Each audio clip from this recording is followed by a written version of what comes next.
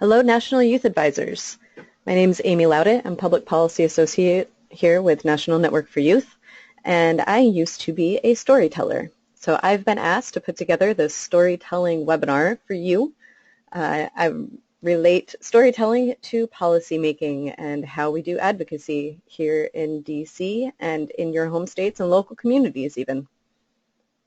So let's get into it. I'm going to start with a clip from a friend of mine, Clint Smith.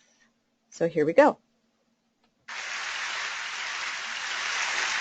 Dr. Martin Luther King Jr., in a 1968 speech where he reflects upon the civil rights movement, states,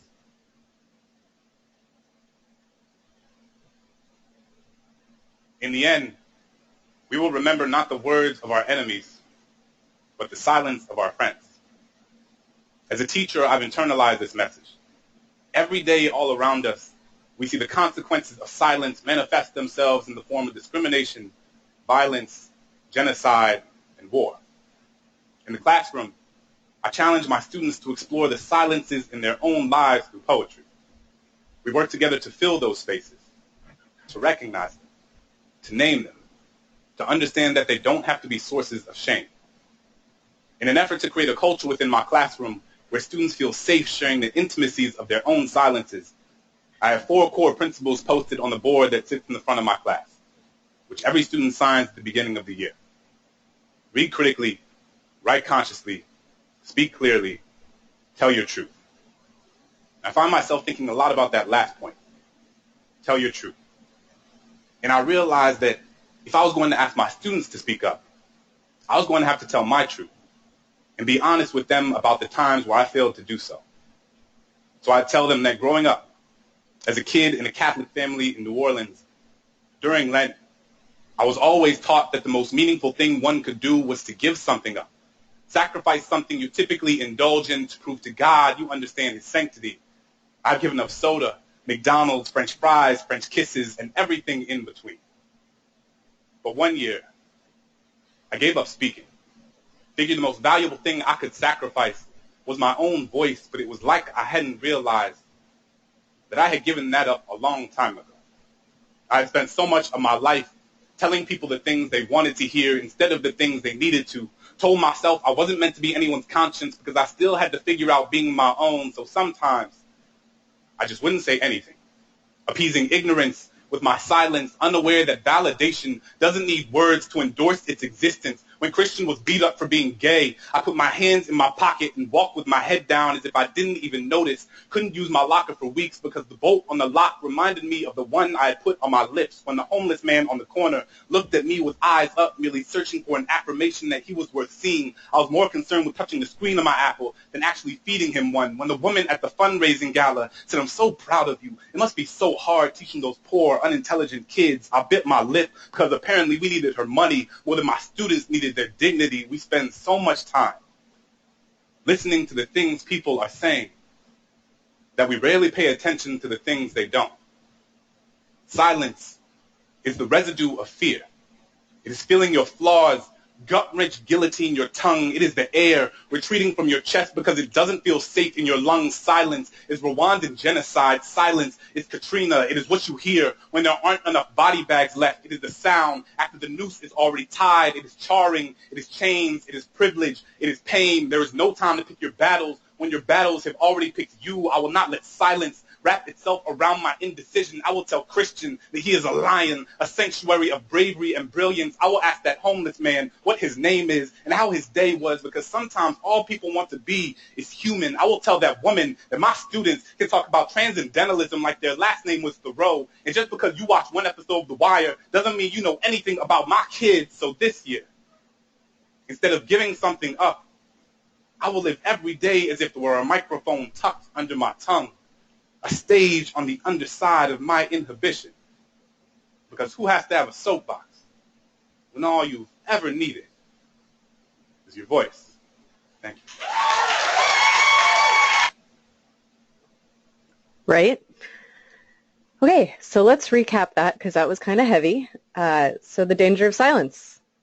Consequences of silence manifest in a number of dangerous results, including discrimination, violence, And ultimately, here in Washington, D.C., and in your state legislatures and your communities, ill-informed policies. Silence allows vulnerabilities to be taken advantage of. Clint talks about Christian being beat up, or a homeless person being fed, or a group of young people being wrongfully labeled. The longer a young person goes without a chosen network of support, the more likely it is that they will be preyed upon by those who listen for the deafening silence of suffering. Silencing negativity requires proactivity. We must speak up. We must tell our truths, because our truths are varied and robust. I'd like to share some lessons from another speaker who talks a lot about inspirational speakers specifically, and he's come up with this theory called the golden circle of being an inspirational storyteller. And the idea is that we have these 3 layers of stories that we tell. Now, most organizations, most companies, when they're trying to sell something, will start by talking about what they do. And then they talk about how they achieve that what. And finally, they might, but not frequently, will talk about why.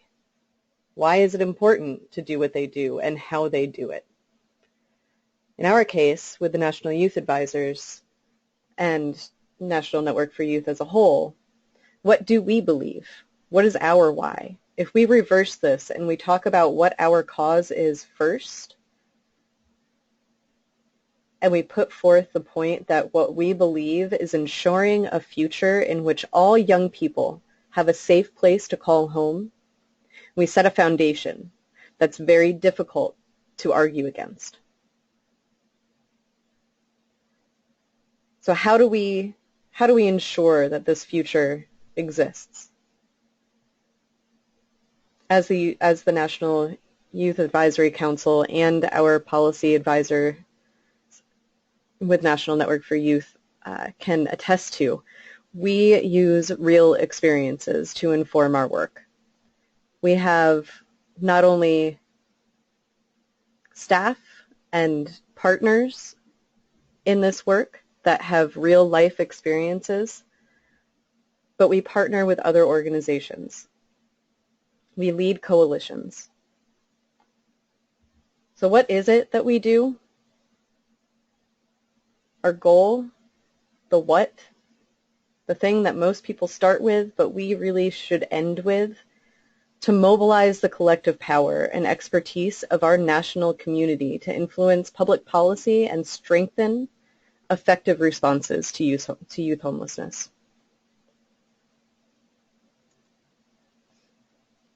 So leading with that why, and this is actually the how of the golden circle, right? This is why it's important. This is how we're going to tell our stories in an effective way.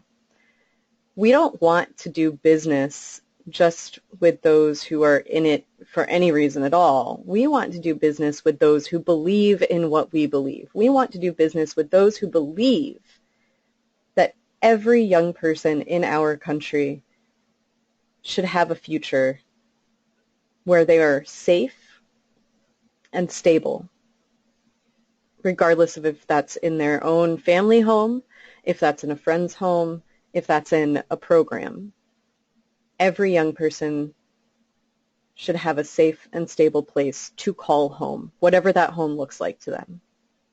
So I want to share an example with you from the Wright brothers, right? The guys who took flight first in the country.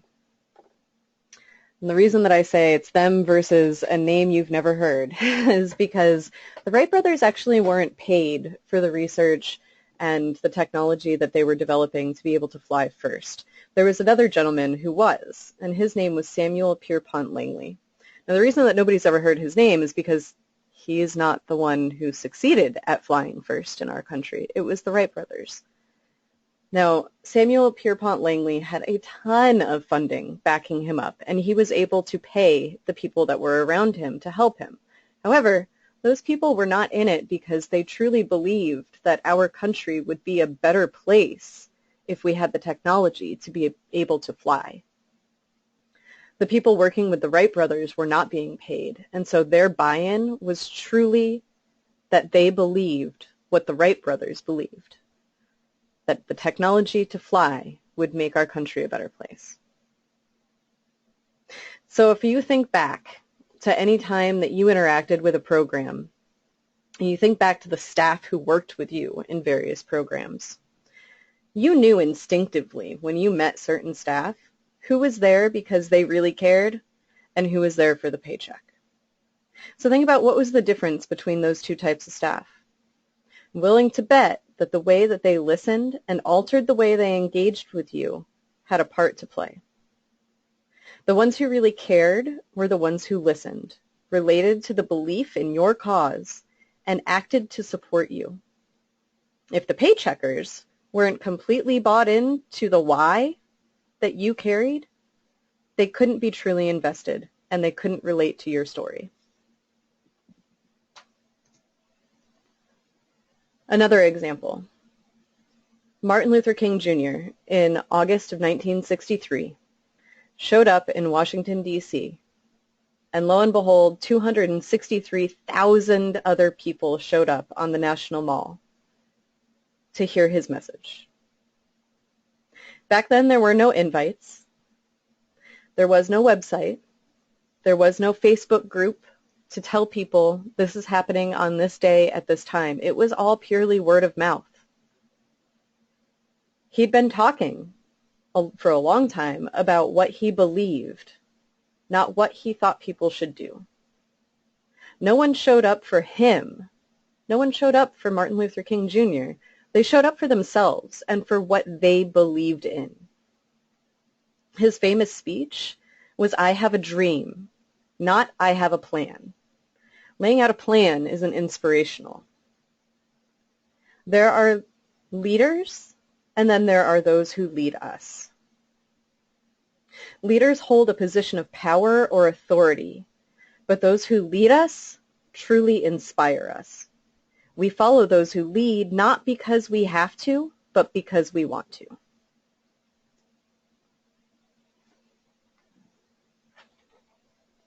There's another young woman that I would like to share a clip from named Miss Adichie. And when she was a child growing up in Nigeria, she only read stories about the blue-eyed white children, and as a child herself, began incorporating their stories into her own stories that she was writing in her imaginative processes. She lost the paradise of her own reality.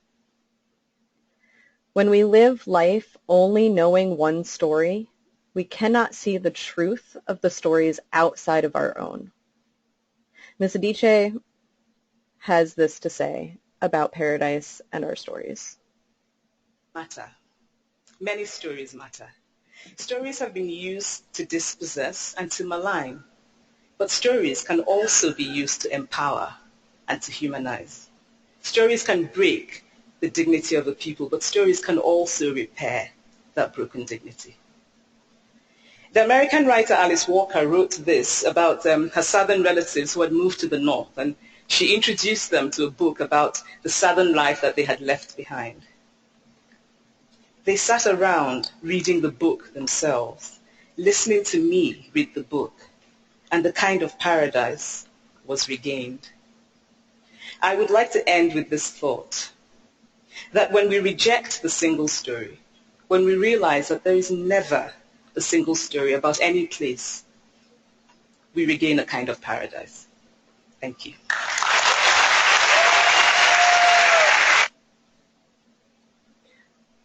So Ms. Adichie talks about the what, right? Storytelling as that what of that golden circle. So there's a balance to storytelling and allowing stories to teach us. As this relates to policy work and advocacy, many policymakers, though not all, have never experienced or even witnessed the struggles and challenges of a young person experiencing homelessness. The National Youth Advisory Council brings together all of you to tell your varied stories, because as Ms. Adichie talks about, An array of experiences told through stories gives us a fuller picture of truth. Policymakers need to have their own bubbles burst of their own realities so that they can see beyond just their one story. And so the bottom line is that once policymakers' bubbles have been burst, they can learn from the stories of you and the National Youth Advisory Council as a whole. So if we're wrapping it all together, single-story understandings of youth homelessness keep us as a nation from moving forward. That is what builds stereotypes. Bringing your voices forward, highlighting your stories, brings up the power you hold and shows policymakers their single-story understanding is incorrect to apply to a group of individuals. It shows the importance of the programs and the people that we are fighting for. How much detail do you need to go into when you're telling your story? Only as much as is needed. We have to remember that there's this balance, right? Policymakers are busy. We don't need to go into the details of what substances were being abused by necessarily which person in our lives, right? We need to let them know that we may have been leaving a situation where there was substance abuse in the household. Or we may have been leaving a situation where there was domestic violence within the household. They don't necessarily need to know which finger it was that was broken the first time conflict arose in the home. So we need to end our storytelling by tying our story and what we want people to do with that story to our why, to that belief. So I'd like to propose the type of ending that you want to leave resonating with the folks that you're telling your story to. And just as an example, we'll say, we hope that you, just like everyone who believes all children and young people should have a safe and stable place to call home, will co-sponsor this legislation that protects our nation's youth in any situation they may find themselves in. With that, I hope that you all enjoyed this webinar and that it gives you a little bit of motivation, inspiration, and some confidence going into your meetings, both in your local communities, your states, and here in Washington, D.C. during the summit and our Hill Day preparation stuff. So let me know if you have any questions. Contact Yori, contact me, Amy, and we'll be happy to help you through any of the quirks of your process. Have a great day.